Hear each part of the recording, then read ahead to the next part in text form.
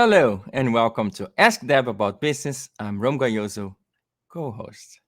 We are broadcasting via Futures Television, the home of the future on television.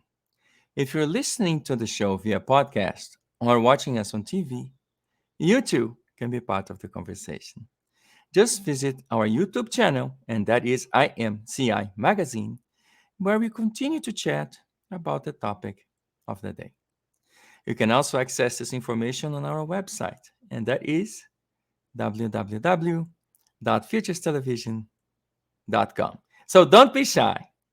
Well, today our topic is innovative growth strategies that catapult business performance. When businesses develop their business strategies, often they jump right into the development of that plan, missing key learnings from collecting and analyzing business information that would have put them on the right path. And that is the point. You want to be on the right path, ensuring you have the right focus on your people, your internal operations, your value proposition, and your customers. And because it takes this kind of focus to drive improved business performance, only then can you drive the financial results for your business that are truly transformational. And today, we're here to learn some innovative growth strategies that can drive your business performance. Some strategies may be familiar, and some may be new to you. But first, let me say a few words about the show. Broadcasting live from Butterfield Studio in Chicagoland to the world, I'd like to welcome you to Ask Deb About Business. The talk show is broadcast every other Thursday at 11 a.m. Central Time, where I join Deb Dietz to discuss a variety of business topics. Today, we're discussing how to catapult your business performance. Why is this important? Because it's critical to identify where you're headed and roadmap how to get there, knowing there will be mishaps along the way, opportunities to take advantage of, challenges to address, and barriers to overcome. There's a lot of doing this right, but worry no more. Now you have someone to talk to. Let me say a few words about Deb Dietz. All righty. So Deb has a long and distinguished career as a coach, mentor, and through her awesome training programs at SMB Digital Education, she has enabled many entrepreneurs to follow their dreams. And that's what I like about her ability to deliver practical advice to help you solve real problems. If you have a business question, well, let's ask Deb. And without further ado, let's welcome Deb Dietz to the show. Hi, Deb. How are you doing today? Hi, Ron. Great to see you today. How wonderful to see you. Hello, everyone. Today, I'm very excited about our show. We're going to be showcasing 6 key strategies that can have a transformational impact on the financial health and growth of your business. So, we're going to share some short term strategies as well as some longer term strategies that will help you take your business well into the future. And after all, our show is on Futures Television, right, Ron? That sounds great, Deb. So, well, all righty. Let's get going. So, Deb, not long ago, you shared with me a story, your perspective about the importance of using data and business intelligence to inform business strategy. So, let's start our conversation with you sharing that story, and you refer to it as the Diet Pepsi story, yes? Absolutely. Interesting story that really kind of positions us for our discussion today. How Diet Pepsi arrived on my doorstep. And I want to share the story because it really showcases the importance of gathering and analyzing information and extracting insights out of those data sets to help you develop your business strategy. And so the story begins many years ago, and I was actually driving home from work one day, and I pulled into my driveway, and on my front porch was a 12-pack sleeve of Diet Pepsi. And this was, before it was very common for people to order, products and groceries online, as an example. So it was kind of an anomaly that this case of Diet Pepsi was on my doorstep. And I opened up the garage, took it in, put it on a shelf, and I really didn't think anything more about it. Just, thought, oh, this is interesting. I don't know how it got here. But then a couple of weeks later, I was sitting in my office at work. And at the time, my job was head of database marketing for R.R. Donnelley. And R.R. Donnelley was a commercial printer and digital marketing company. And my team was responsible for creating the surveys that we used to gather consumer information. And so, because R.R. Donnelley published magazines like McCall's, Better Homes and Gardens, Good Housekeeping, as an example, we would take our consumer surveys that we asked lots of questions about consumers' buying preferences, their behaviors, their attitudes. And we would take these surveys, millions of them, paper surveys, and bind them into the magazines that would then go out into the world. And so it was a great way of collecting data about consumers. So, as part of my work in database marketing for Donley, at the time we were very focused on demographic information, what we knew about consumers and what we knew about businesses. And so, for example, on the demographic information, we would know about people's, their age, we would know their street address, we would know what census tract they lived in, as an example. But we really didn't know a lot about their buying behaviors or their brand preferences. So the survey was a mechanism we used to collect data. And so what happened was that I had personally completed one of my own surveys, and I had recorded all of my preferences, the types of products that I used within my household. And what happened is, because I literally marked that I was a Coca-Cola product purchaser, Pepsi Cola ultimately bought the list that included my name as competitive product purchasers, and they were targeting me for PepsiCo products. So they literally sent me a sample that arrived on my doorstep. And it took me a couple of weeks to get it and to understand that I was actually the one that was responsible for that arriving on my doorstep. That because I actually put that information on a paper survey, that was then we gathered and collected that information, and then that information was used and targeted by PepsiCo. I then was on that list and was a targeted prospect. So I just wanted to share that as, as the importance of data, collecting data, gathering it, analyzing it, and then actually making those data sets work for you to craft business strategy. Okay, so it seems like your point number one is about leveraging business intelligence and data analytics, right? So can you say a few more words about, internal and external data points? Absolutely. This is such an interesting time that right now there are many organizations are really focused on internal data sets. They're very comfortable looking at what I refer to as the four walls of their business, right?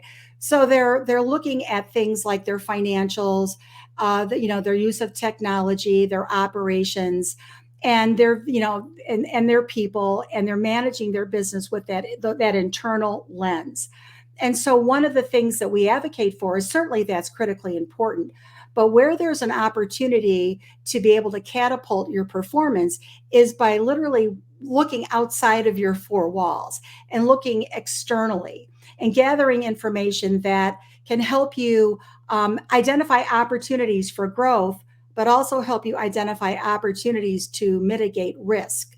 So external forces would be things like, your competition, the market conditions, the industry that you're serving. If you're in an industry that's government regulated, as an example, what's going on in the economy, what's happening within your supplier base, and because all of these external inputs are critically important for you to craft business strategy. And so, so that's something that's also very important, is not to look just internally. And it's interesting when I talk about things like competitive analysis, people, will always say, well, we know what our competition is doing, where we have a handle on that. And what we find is certainly over the last couple of years with what has happened in our world, that that's not necessary. What we knew about our competitors before may not necessarily be what we need to know now, or how they're behaving now. So gathering that information, that competitive intelligence, looking at it, and then understanding you maintain your relevancy, your differentiating abilities with the products and services that you offer, become more and more important. Okay, so let's talk about something else. So, what about a review of your value proposition? So how can small firms invest in their value to their customers in both the short and the long term, and do both on limited operating budgets? That is such a great question. I come from a corporate environment, certainly earlier in my career, where operating budgets were very robust. For certainly for small to mid-sized businesses, they may not have that luxury, and so it becomes critically important to find ways to generate growth with your existing products and services, while you're also looking for ways to innovate and create new value. But I want to talk a little bit initially here about working with your existing products and services. And so one of the activities that we engage in is something called a product portfolio review, where you're looking for ways of generating growth in the short term with your current portfolio of services. And so what we advocate for is an exercise that we call developing a product portfolio map. And it's basically a grid of, 4 quadrant grid, where on the x-axis you've got your sales information, and on the y-axis you've got your margin information. And so typically we'll go back maybe 3 years historically.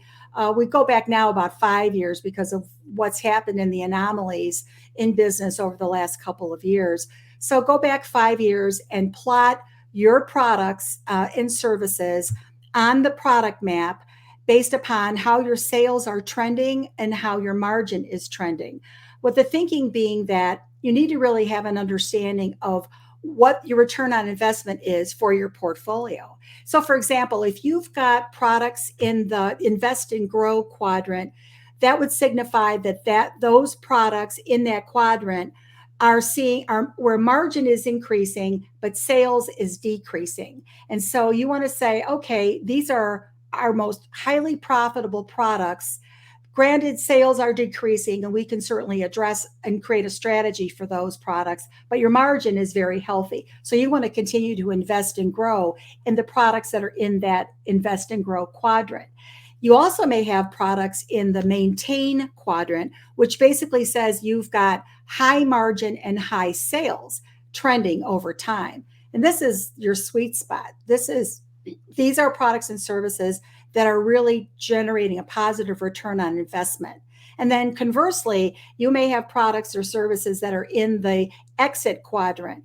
Those products that are where sales are decreasing and margin is decreasing. And then you have to kind of look at that and say, why, and ask yourself the question, why are we investing here? Because this is not providing a financial return, yet we're experiencing a lot of cost, because we've got people that are working on promoting these products and services. We're certainly have processes to fulfill orders, as an example. So there are costs associated with the products in that quadrant that if you'd made the decision to no longer offer those products, you would have additional resources that you could redeploy elsewhere. Here, so let me recap. Our growth strategy number 2 is analyze your value proposition by conducting a product portfolio review. Is that what you said? Exactly, exactly, and do the math. You'd be surprised when you add up your human resources that are focused on products in that exit quadrant, for example, and then you look at the operating cost for those products, and you add that all up. That becomes savings for you, found resources, if you will, that then you can redeploy. Okay, let's talk about something else. So, we hear often about how businesses need to innovate, right, to develop new products and new services. So, what does that process look like? And how do you determine which ideas are really worthy of investment? Again, great question. A lot of kind of the starting point when you're looking at where you should be innovating is through the data and research that we just talked about. Looking at that, taking in those external forces, those insights in to identify opportunities and ideas for new products or services. Where you want to invest in the future growth of your business. And so a great way to do that is take these insights from your research and come up with new product ideas that, of course, they're not all created equal. So you'll have to vet them and go through this, scoping exercise to determine their viability, kind of vet those ideas. And then you have to go through that development process of scoping the idea, making the decision if you're going to move forward or not, so that go, no go decision point. Then if you decide to go, move into the development phase, develop the products, test them, launch them. And so just that process alone is a lengthy process. So the thinking being is, you need to be working in parallel with your short-term strategy of portfolio management while you're simultaneously working on innovating and developing new products that will drive future revenue. Wonderful. So let's talk a little bit about your growth strategy. Number 3 is to innovate and develop new products and services. So basically new value for your customers, which earns new revenue for the business, right? Exactly. So, and then they work in parallel, and so they're not consecutive. So when you're doing your portfolio analysis, you're finding savings by doing that exercise. So when you then and while you're also identifying where you're going to be, how you're going to be innovating, you now have the ability to reallocate those operating budget dollars and your people towards those new, maybe longer term products that need that development cycle time to bring to market. Wonderful. Let's talk a little bit about marketing and strategy. So, how important is developing an integrated marketing and brand platform as part of your business strategy? Great question. And of course, marketing, promotion, branding is so critically important in order to communicate, your value to your marketplace, to your ideal customers. And so, the starting point to do this is really going and looking at the pillars of your brand. And a great way to think about your brand pillars as your starting point is, your vision, your mission of your organization, your core values. What's your reason for being, which is, who you are as an organization. And that's your starting point. And from that, you're looking at the value that is to your customers. And so by going through the research and analysis effort, you're going to understand how you can best position your current value and where you need to innovate and create new value. So that then turns into new products and services, your portfolio of value. Then you have to communicate your value to your target audience. And so there are many, many communication channels that you can leverage. And I would say that is another great piece of information is that, 80% of all business to business sales transactions right now are occurring in digital channels. So you have to leverage every digital channel that is available to you. And now we recently did a show, Ram, you and I, about TikTok for business.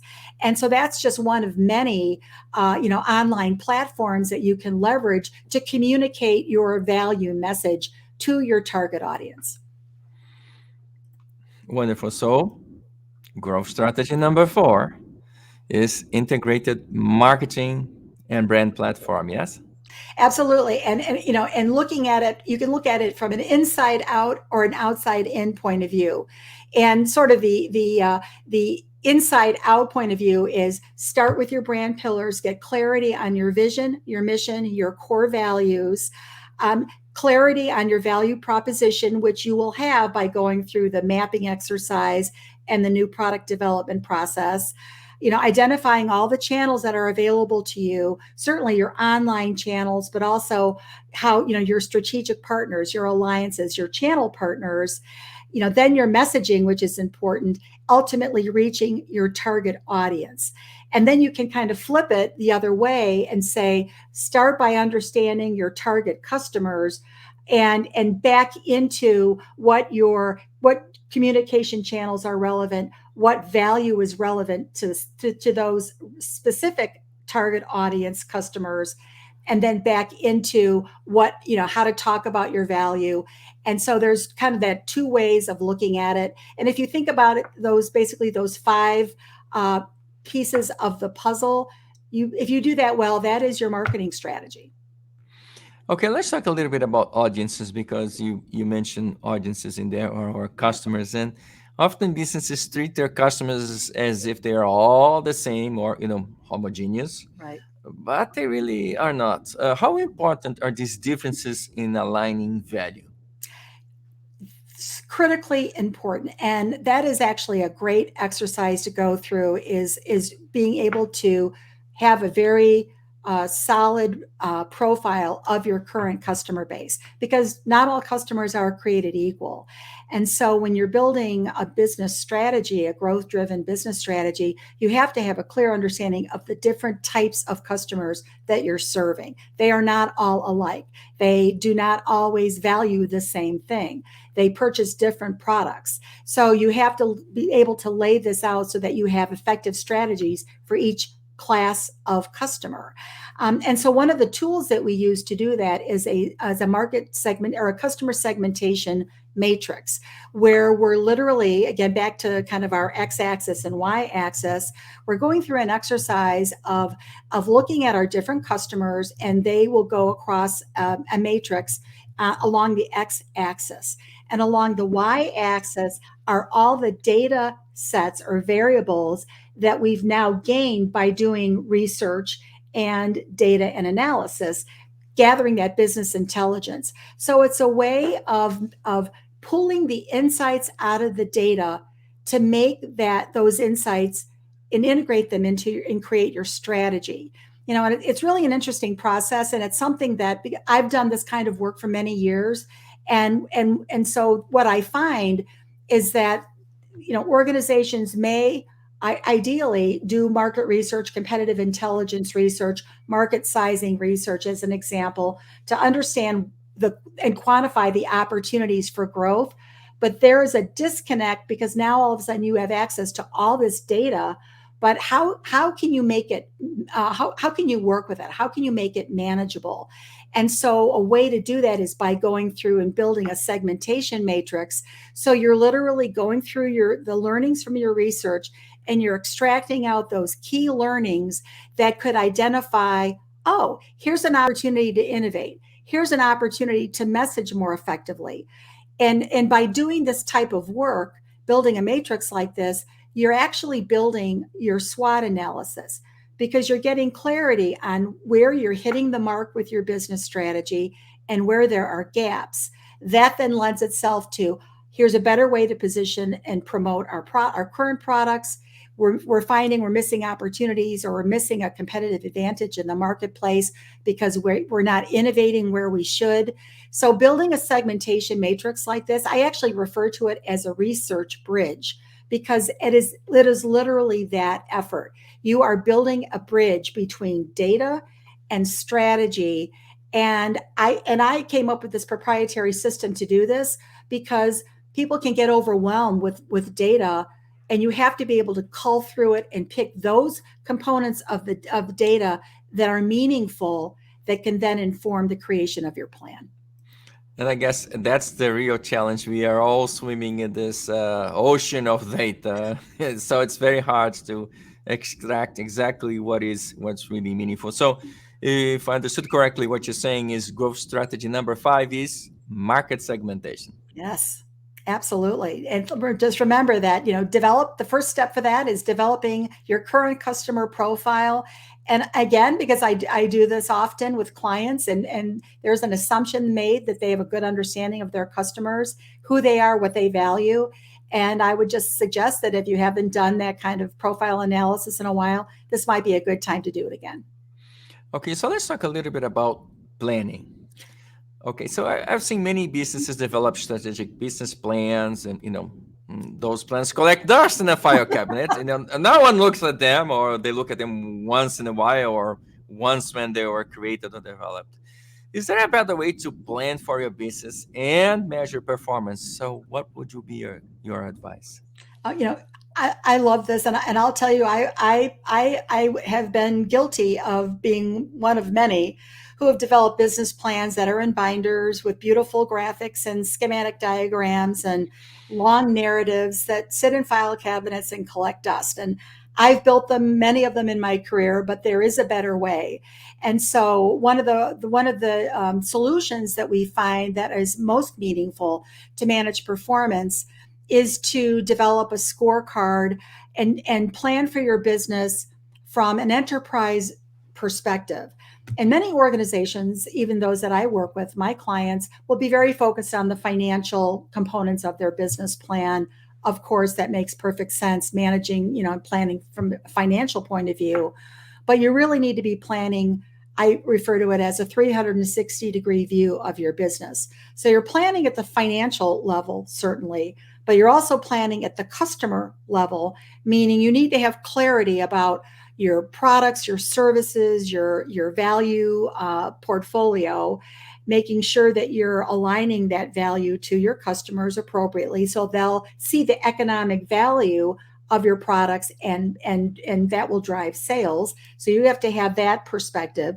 You also have to look at planning from an internal process and operations point of view, because you need to make sure that you're able to deliver, service quality, workflow efficiencies, improving your operational processes in order to deliver and serve those customers with those products and services. And then ultimately recognizing that you can't do any of this without your employees.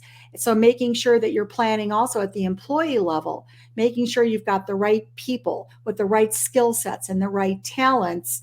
And so the thinking here is that often business strategy is built from the top down, from a financial point of view, and pushed down into the organization. Maybe it's developed at the leadership level and pushed down.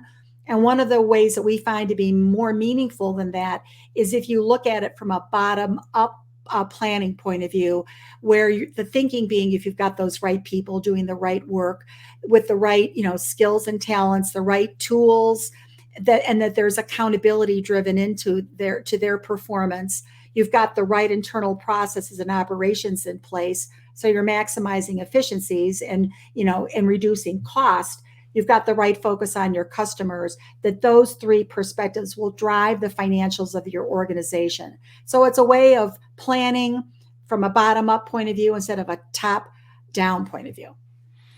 All right. So, if I understand correctly, what you're saying is performance management is growth strategy number six. Absolutely. And you can use a tool. One of the tools we love to work with is the balance scorecard.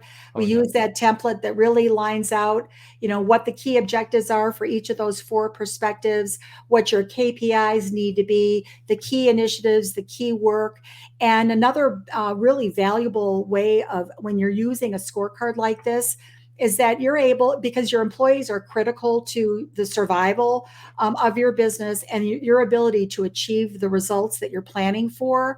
And so when you find that you have employees who are grounded in the scorecard and they know exactly how their work matters, how the work when they come into work every day and they do their job, how that work translates to the business objectives. And so what we find is it's using a tool like this, certainly even at the employee level, making sure each employee has a copy of the scorecard. They see their value to the organization. They see why they matter. So it becomes very clear about how important they are. And it also, helps to drive accountability as it relates to performance management. Wonderful. So I think it's important for the audience that we recap and summarize what you just said. So you talk about the six different growth strategies. I'm gonna just basically briefly go over them one more time. So growth strategy number one is leverage business intelligence and data analytics, internal forces, and external factors. Exactly. And this one is the most important one of all, which is why it's number one, is that you need to do this before you can really do the other five strategies. So it's all about collecting, gathering, and analyzing information within the four walls of your business and externally. Okay, so growth strategy number two is analyze your value proposition, savings from existing portfolio to fund new innovation. Exactly. And a key point here that I want to make is just to recap is the portfolio review process, developing that product map, that will help you identify short-term opportunities for growth.